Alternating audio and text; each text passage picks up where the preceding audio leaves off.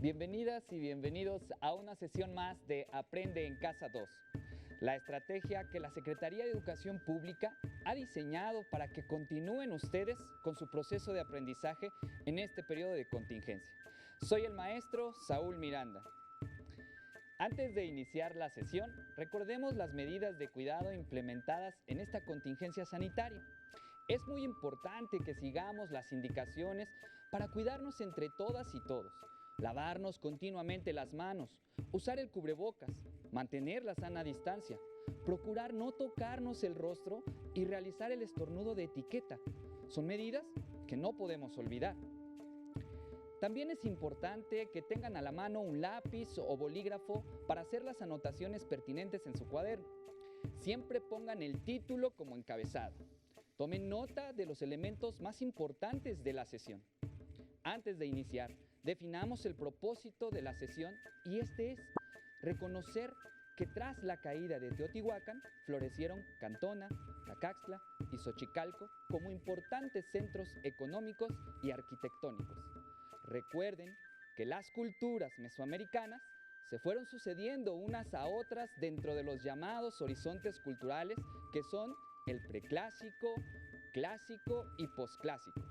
En esta ocasión veremos lo que pasó en la región de los actuales estados de Tlaxcala y Puebla, a la caída de la metrópoli teotihuacana, con especial énfasis en la imponente ciudad de Cacaxtla y sus bellísimos murales.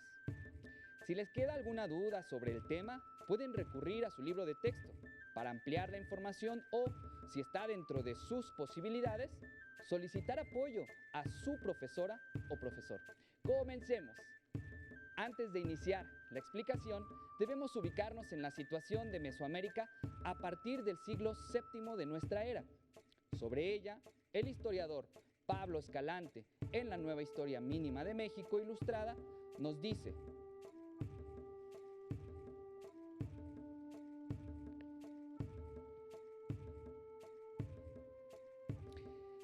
la etapa que va del año 650 al 900 después de Cristo se conoce normalmente con dos nombres. Si se mira desde el centro de México, desde el punto de vista de la caída de Teotihuacán y los dramáticos cambios que le sucedieron, se le llama epiclásico. Pero si se mira desde el punto de vista de la región maya, que justo entonces alcanzó su momento más próspero, se le denomina clásico tardío. En cualquier caso, la fecha inicial de esta etapa corresponde con la crisis que acabó con la hegemonía teotihuacana, y la última fecha se refiere a la extinción de la cultura maya clásica. Poco adelante continúa. Algo antes del año 600 después de Cristo, cesa la influencia teotihuacana en el área maya. Y entre esa fecha y el año 700 después de Cristo, las huellas de la presencia teotihuacana se borran de toda Mesoamérica. El gran puerto de Matacapan se esfuma como centro de intercambio. La cerámica teotihuacana desaparece de la zona de minas de cinabrio en San Luis Potosí. Se interrumpe el comercio entre Morelos y el Valle de México y, en pocas palabras, la era teotihuacana llega a su fin. Esta violenta contracción del sistema teotihuacano parece haber sido causada por el empuje de ciudades intermedias que buscaban un papel más activo en las redes de intercambio. Es como si las regiones de Mesoamérica se hubieran sacudido la presión de una potencia que pretendía regular la vida económica de todos. Unas páginas después, el autor menciona: tal parece que ante el vacío dejado por Teotihuacán, todos se apresuraron a reconstruir desde sus respectivas regiones los hilos de una antigua red de intercambios. Y en esa red, antes administrada por un poder central, ahora se formaban nudos en los que coincidían varias iniciativas. Fue una época agitada, no cabe duda, y fue una época de intensa actividad militar. Teotenango, en el nacimiento de Lerma, se desarrolla en una montaña difícil de atacar, y Xochicalco y Cacaxtla, no satisfechos con situarse en lo alto de las colinas, se rodean de fosas y murallas. En la pintura mural de Cacaxtla, el tema de la lucha entre la humedad y la sequía adopta la forma de una cruel batalla. Las ciudades florecientes del Epiclásico detuvieron su desarrollo y quedaron parcial o totalmente despobladas hacia el año 900 después de Cristo. Tajín, Xochicalco, Cacaxtla quedaron desiertas. Comenzó entonces el periodo que conocemos como posclásico y que durará hasta la conquista española. Pero ese es otro tema. Por el momento, hasta aquí la lectura. En ese mundo en reacomodo y constante competencia por el poder, sabemos que el vacío dejado por la desaparición de Teotihuacán fue ocupado, en el caso de la región poblano-tlaxcalteca, por la imponente ciudad de Xochitecatl, Cacaxtla, la cual comenzó su esplendor a partir del año 650 después de Cristo. Pero, ¿cómo surgió esta ciudad? ¿Quiénes la fundaron? Sobre el origen de la ciudad de Xochitecatl, Cacaxtla, nos da una pista Diego Muñoz Camargo, un cronista del siglo XVI que escribió el libro Historia de Tlaxcala. En él se puede leer que los olmecas y xicalancas pasaron adelante hasta llegar a la provincia de Tlaxcala. Y aquí, en este sitio, hicieron los olmecas su principal asiento y poblaron, como el día de hoy nos lo manifiestan las ruinas de sus edificios, que según las muestras fueron grandes y fuertes. Y así las fuerzas y barbacanas, albarradas, fosas y baluartes muestran indicios de haber sido la cosa más fuerte del mundo y ser obrada por mano de innumerables y gran copia de gentes la que vino a poblar. Porque donde tuvieron su principal asiento y fortaleza es un cerro o peñol que tiene casi 2 leguas de circuito. Y en torno de este peñol, por las entradas y subidas, antes de llegar a lo alto de él, tiene 5 albarradas y otras tantas cavas y fosas de más de 20 pasos de ancho. Y la tierra sacada de esta fosa servía de bastión o muralla de un terraplén muy fuerte, y la hondura de las dichas cavas debía de ser de gran profundidad. Gracias a este testimonio, el más antiguo que se conoce sobre la ciudad, actualmente se considera que Xochitecatl Cacaxtla fue fundada por olmecas xicalancas venidos de otra región. Estos edificaron su ciudad en la región del Valle Poblano Tlaxcalteca, a unos 18 kilómetros de la actual capital del estado de Tlaxcala. La ciudad fue establecida en la cima de un cerro perteneciente al bloque de cerros Xochitecatl Nativitas Nopalucan, aprovechando para eso las ruinas de un antiguo centro ceremonial abandonado alrededor del año 200 de nuestra era. Desde estas elevaciones era posible que los habitantes de Cacaxtla tuvieran control sobre una parte importante del valle que se extendía a sus alrededores, incluyendo el río Atoyac, el río Zaguapan y una laguna que existía en ese tiempo. Todos ellos elementos muy importantes para la producción agrícola, la pesca, la caza y la obtención de materias primas, con las cuales realizar diversos productos. Al construir la ciudad sobre los cerros, también les permitió defenderse de mejor manera ante cualquier ataque enemigo, para lo cual, además, construyeron fosas y murallas, como ya lo vimos en el texto de Diego Muñoz Camargo.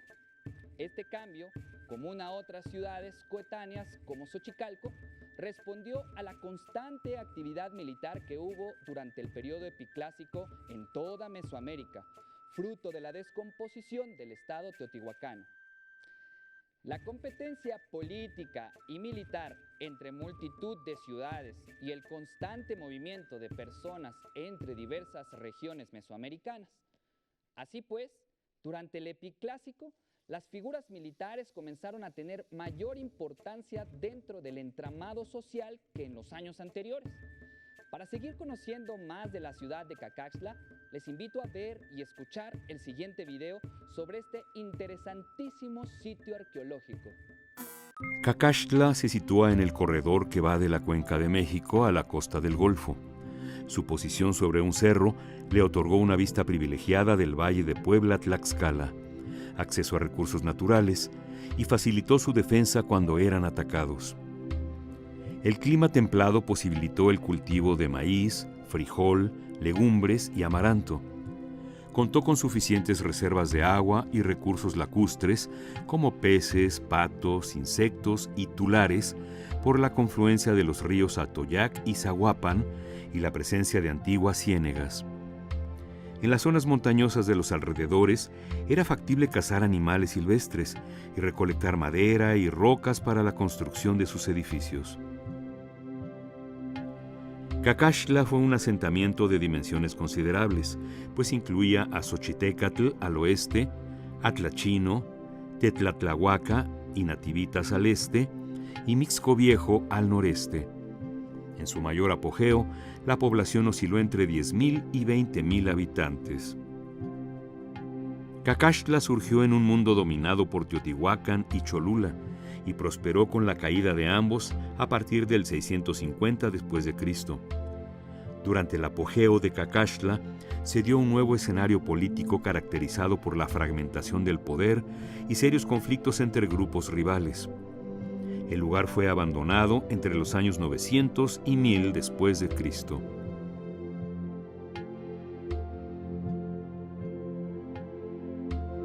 La Acrópolis era un espacio privilegiado destinado exclusivamente para uso administrativo, ceremonial y residencial.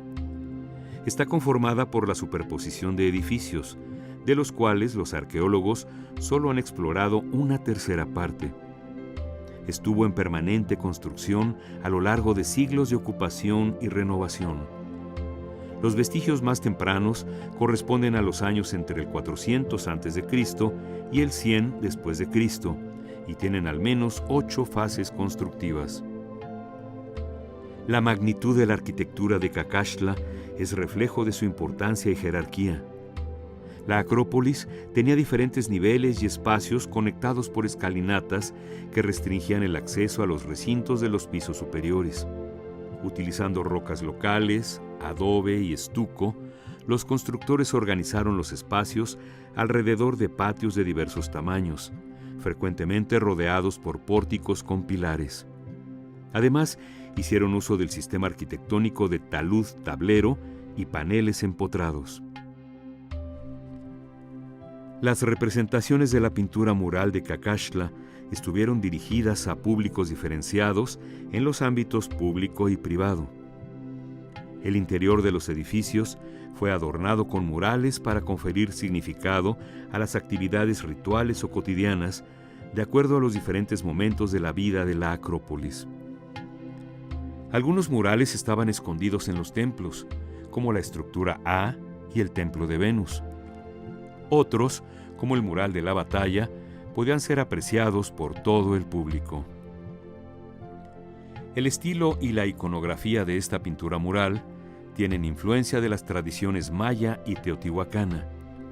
Los pintores indígenas del período prehispánico plasmaron en ellos eventos bélicos, de sacrificio, religiosos y relativos a la cosmovisión indígena para realzar el poder de las élites e influir en los habitantes de Cacaxtla.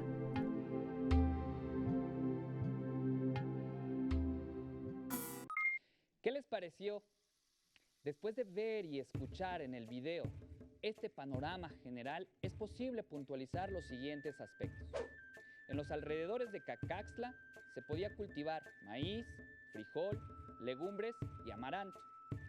También la cercanía de 2 ríos y de una zona lacustre permitía conseguir peces, patos, insectos y tule.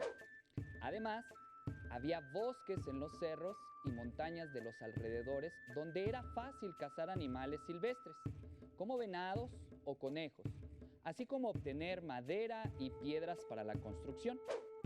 La labor agrícola estaba en manos de la población campesina, la cual vivía en pequeñas aldeas ubicadas en los alrededores de la ciudad, mientras que el centro administrativo, político y religioso de la sociedad se hallaba en la Acrópolis de Cacaxtla y en el centro ceremonial de Xochitecatl, donde la élite religiosa y política, así como artesanos muy especializados, vivían en residencias más grandes y lujosas que el resto de la gente. La actual Acrópolis de Cacaxtla donde se pueden apreciar diversos edificios, fue construida por medio de la continua superposición de diversas etapas constructivas, costumbre muy arraigada en toda Mesoamérica. En conjunto, los dos recintos ceremoniales de Xochitecatl-Cacaxtla parecen expresar dualismos relacionados a un simbolismo de género, de vida y del cosmos.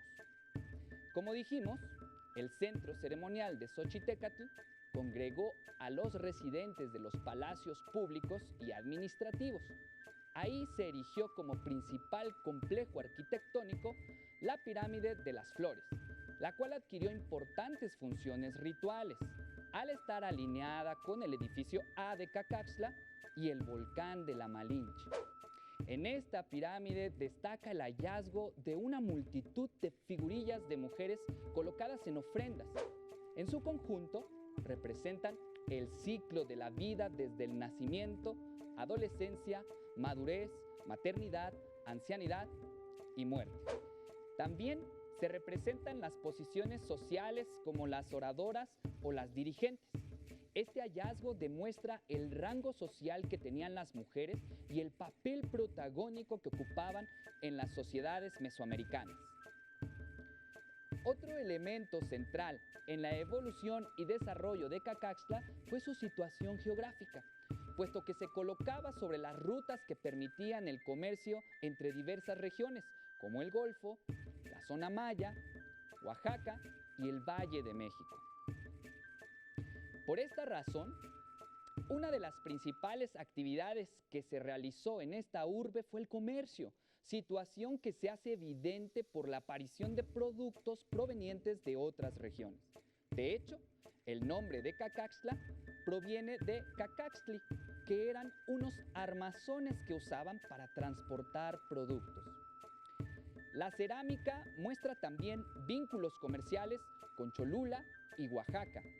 La importancia del comercio también se hizo evidente en uno de los elementos más importantes y representativos de Cacaxtla, la pintura mural. Los emblemáticos murales de Cacaxtla, probablemente pintados entre mediados del siglo VII y principios del siglo IX de nuestra era, muestran ciertos rasgos de las tradiciones estéticas del sureste maya o de la costa del Golfo. Destacan en su composición los colores rojo óxido, amarillo ocre, azul maya, negro y el blanco.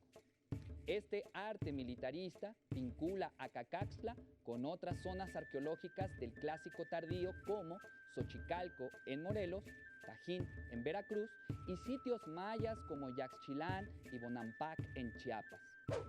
Aunque aparentemente Cacaxtla carece de murallas como las de Xochicalco, sus murales representan temas militares.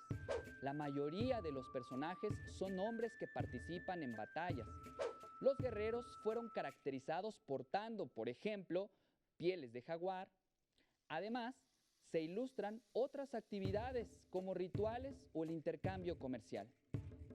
Para conocer más sobre estos murales, les invito a ver y escuchar el siguiente video. En específico, pongan atención en el esfuerzo que implica su conservación, para que todas y todos podamos seguir disfrutando de esta herencia artística y cultural del México antiguo. El Programa Nacional de Conservación de Pintura Mural Prehispánica, iniciado por el INAH en 2010, atiende de forma integral dichas expresiones artísticas y religiosas, invaluable legado de los antiguos pobladores de México. Este programa opera en todo el territorio nacional. No obstante, nos enfocaremos en dos casos singulares: el mural Los Bebedores en Cholula y las pinturas murales de la zona arqueológica de Cacaxtla. Sobre bebedores, que es lo que tenemos en la parte inferior, en época prehispánica construyeron otro edificio llamado Estrellas, donde vemos franjas y estrellas distribuidas a lo largo. Sin embargo, en ambas pinturas consideramos que hay una alteración, como les comentaba, de aproximadamente un 30% de áreas a punto de colapsar, como podemos ver con todas estas escamas, en las cuales bueno, el desprendimiento de la capa pictórica hacia el sustrato es muy fuerte y produce una alteración que pone en riesgo la estabilidad de la capa pictórica. Para nosotros era muy importante abordar estas áreas porque año tras año veníamos encontrando secciones completas de pintura que se desprenden. Cuantificar la cantidad de pintura mural que tenemos, cuantificar cuáles son las áreas a punto de colapso y sobre esas es lo que estamos trabajando en esta temporada. El mural de los bebedores, que se encuentra dentro de un túnel, contiene la representación de un complejo ritual. Hablan de una ceremonia ritual en la cual el ingerir, al parecer, pulque es una manera de conectar al ser humano con el ser, en este caso a los cholultecas, en su cosmovisión, conectarlos con sus deidades. Propiamente su difusión sería una parte muy importante porque ayudaría a la identidad de Cholula, que actualmente se va más por un aspecto religioso y que, sin embargo, esta parte arqueológica forma un acervo muy importante. En la zona arqueológica de Cacaxtla, descubierta en los años 80, se encuentra una de las muestras mejor conservadas de pintura mural. En la temporada 2011 lo que hicimos fue hacer un dictamen súper puntual de todos los deterioros que presenta actualmente la pintura en este frente y en los demás frentes con presencia de pintura mural de la zona. Nuestro criterio fue seleccionar toda la pintura mural, todos los relieves y todo lo que tuviera policromía. A pesar de su buen estado de conservación, los murales expuestos a la intemperie requieren de ciertos cuidados. Desde que se descubrieron, como te comentaba, se hizo una consolidación profunda en todos los estratos de la pintura mural con polímero, porque eso era lo que se utilizaba en la época, no porque fuera indebido, y porque en ese momento funcionaban. El polímero en ese momento se utilizaba en Europa y en México se utilizaba de manera común porque daba buenos resultados. Justamente permitía consolidar el soporte y permitía que los colores se vieran brillantes, intensos y se mantuviera como cuando lo descubrieron, o incluso mejor, porque le daba como un brillo muy impactante. Ya no se utiliza polímero, sobre todo cuando se está en intemperie, porque tiende a craquelarse, a oxidarse, a hacerse frágil con el tiempo. Ahora intentamos aplicar métodos que sean más compatibles con el material y que a la larga se deterioren o se estabilicen junto con el material y no se hagan una cosa opuesta, como es lo que tenemos en este momento, ¿no?